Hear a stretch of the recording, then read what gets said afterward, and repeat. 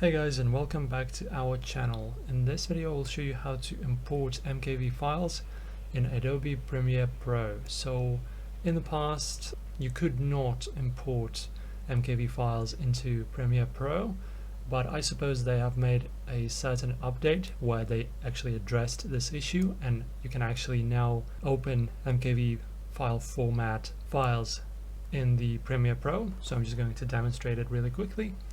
So you just want to go to your file and then import, and then in your file explorer choose your MKV video file. Okay, so this is my MKV file. I'm just going to open it up, and as you can see it opens just fine, and you can now use it to edit. As you can see I dragged it into my timeline just fine, everything works.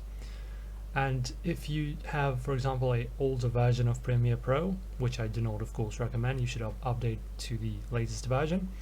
But if you do not have it, the simple workaround for that is you just need to go to your file explorer first, and after that make sure that you have in your file explorer options setting hide extensions for known file types turned off, so that you can see the extensions of the files.